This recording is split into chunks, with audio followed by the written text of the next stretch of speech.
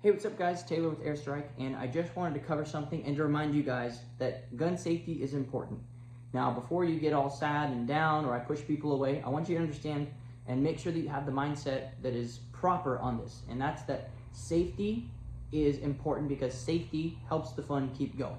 Safety is so that we can keep having fun. Safety measures are so that we can keep shooting, keep hunting, keep all of our eyes, keep all of our digits, keep all of our friends. So safety is a good thing. It's not a bad thing. It's not getting in the way of having fun. It's making sure that we can keep having fun in a good and right and proper way. There's probably a sermon in there somewhere, but anyway, we're going to cover that today and remind you that just because they're air guns and they're not real guns, like some people like to say, doesn't matter. You don't want to be on the receiving end of these. No matter what caliber, what velocity, doesn't matter. Now, that being said, these are not for pointing at people. This isn't airsoft. We're not shooting plastic BBs. I don't really encourage pointing any kind of gun or projectile device at people, even if it's just a joke. Did we all grow up as kids probably shooting each other with Red Riders and stuff like that? Yeah. Was that smart? Was that safe? No. Do we have stories to tell because of it? Do some of our friends not have eyes because of it? Could be. I don't know. But gun safety is important. So I'm going to show you one thing. There's some caveats with these, right? So general things, make sure your magazine is out of the gun. Make sure it's not loaded. If you're transporting it, if you're taking it somewhere, if you're working on it, don't work on the system while it's under pressure, things like that.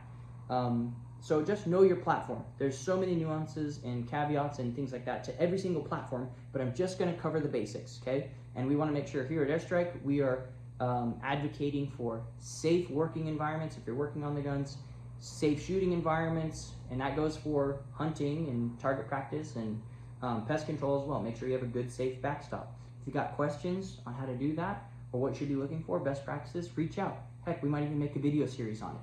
But check this out.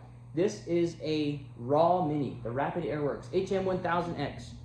Texas made, hand tuned from the factory. These things are awesome. But this gun only has one gauge. That gauge is going to tell you how much pressure is in the bottle, okay? It also has a plenum, which is another little storage component of compressed air that refills from the bottle to the plenum to maintain that regulated pressure. That's what gives you the consistency. But it doesn't have a gauge that reflects that there is air pressure in the plenum, and it doesn't even have really a visible plenum. You can't really see it. So even if the bottle was off, you could still have air pressure in the plenum. Now, one platform that does show that is the FX Impact. And this isn't a comparison of which one's better. This is just showing you the different designs in one of the components. So the selling point, one of the selling points for the Impact is that you have a visible plenum. It's a really big plenum, and that allows for much higher power outputs, basically, because you have more storage of higher compressed air that you can utilize behind each shot.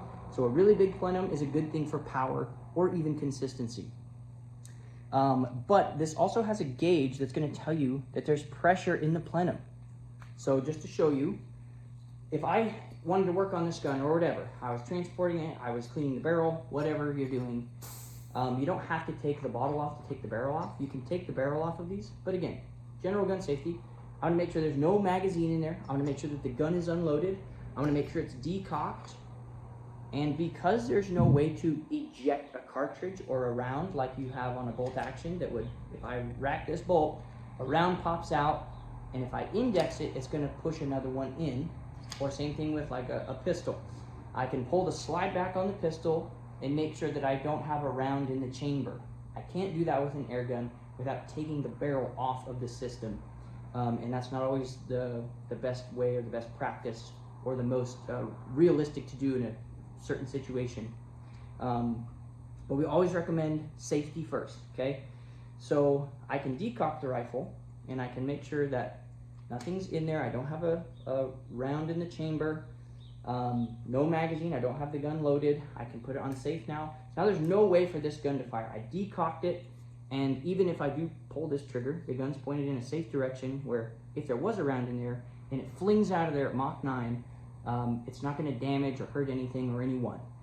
So even still, I know these platforms very well. This is cocked. and I can decock it, release that bolt, the gun is decocked now. But I still have pressure in this plenum.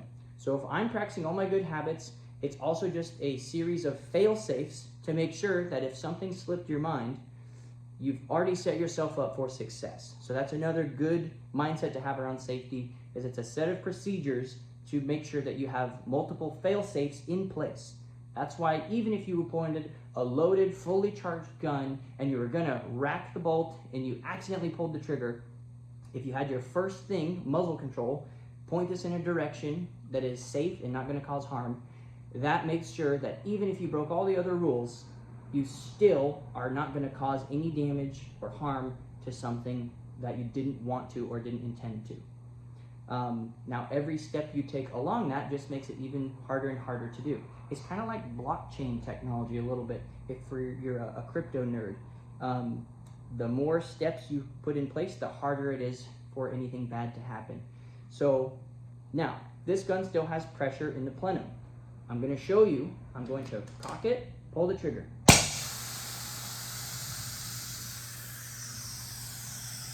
It's bleeding all of the air out, okay? So now there's no pressure from the bottle to refill and go back into the plenum and recharge the plenum and maintain that working pressure of the plenum.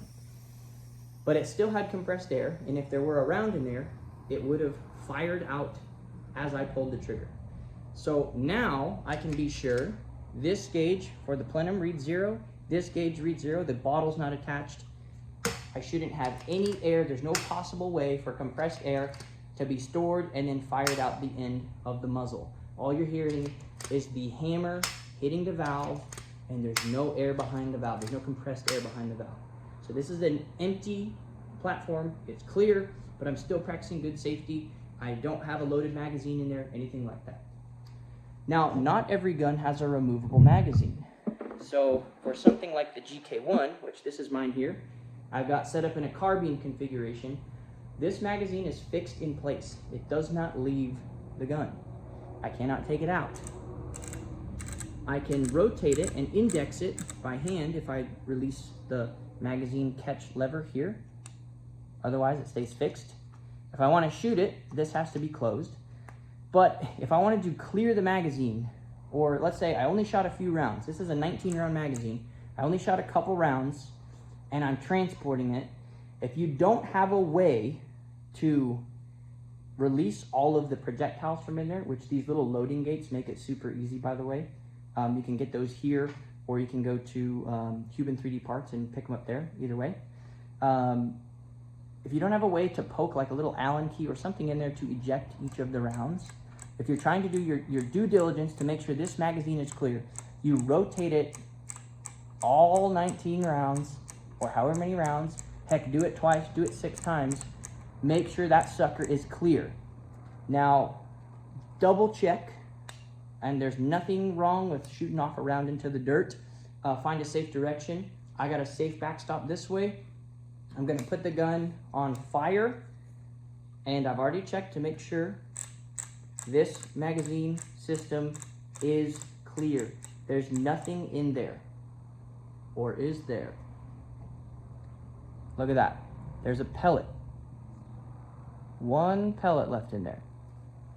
So if I didn't have a way to poke that out and push it out, I would make sure that this gun was kept on safety, and I would rotate the mag to where I was absolutely sure that round was not anywhere near the chamber.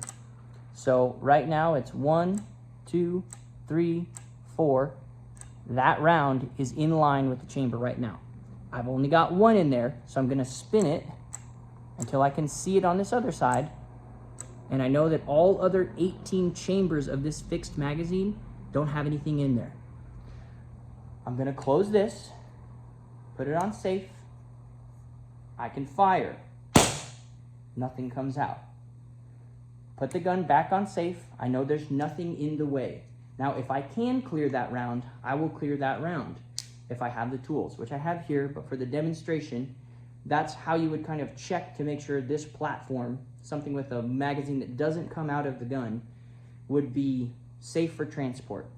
Now I still would try and get that pellet out of there if you can, and again, practice good general safety habits with these platforms. But there's a few nuances. Guns with a plenum that don't have a gauge or a visible plenum to see if there's pressure, guns that do, so you can double check, and how the plenum pressure can still push air out of the barrel even if the bottle's detached, and then your magazines that don't remove from the gun, how to check and clear them and make sure there's nothing in there if you don't have a way to get the projectiles out. But if you just keep a little set of Allen keys on you or something like that, you should always have a way to push these out and make sure. But the gun's on safe, even if it was loaded up and ready to go. If I'm getting ready for a hunting trip and I'm getting this set up to go take out into the field and walk in stock, whatever, I'm obviously not gonna wait till I see an animal, undo my pellets, load up the magazine and click 19 rounds through it, and then do it. I'm gonna have a loaded platform ready to go, on safe, muzzle control, pointed in a safe direction, just like how I have it now. Finger off the trigger, basic rules. And if I got my buddy walking next to me, well, I'm not pointing it over there. I'm gonna point it in the other direction, whatever. You guys know all the rules, the basics. But those are the habits that I would practice, and wanna make sure that we're drilling here at AirStryk to keep the fun going, to have your processes and procedures in place that basically act as fail-safes for when we miss something. Because we're human, we make errors, stuff happens. So make sure you have those good habits and those practices that will keep the fun going, keep the shooting going, keep the eyes, keep the digits, keep the friends, like I said. But yeah, so if you guys have questions, there's no stupid questions. Come to a professional. If we don't know the answers, if the ones who are selling and distributing and modding the products don't have the answers, we will find someone who does, and that's coming from me here at AirStryk, the owner. If I don't know the answer, I will find someone who does. I'll find you a resource that is reliable and does have the answer for you, because we want to make sure that we're maintaining a good, safe environment whenever we're shooting, working on the guns, whatever it has to do with these. Just practice good safety. So I hope this video helps. Share this with anyone who's concerned or confused. And if you want to use my my analogy of, well, they're not real guns, is kind of like saying, well, it's a electric vehicle. It's not a real vehicle. It doesn't matter the power plant or the power source behind it.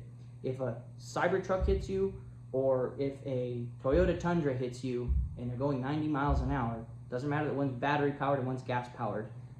The result is catastrophic, and that's what we're trying to avoid here. Doesn't matter if it's compressed air or that it's gunpowder, the same thing is happening. A piece of metal is coming out of the muzzle at a very high rate of speed, and it's going to cause damage to whatever it hits. So treat them the way you treat firearms, practice gun safety, have those good habits, and remember, most importantly, after safety, have fun.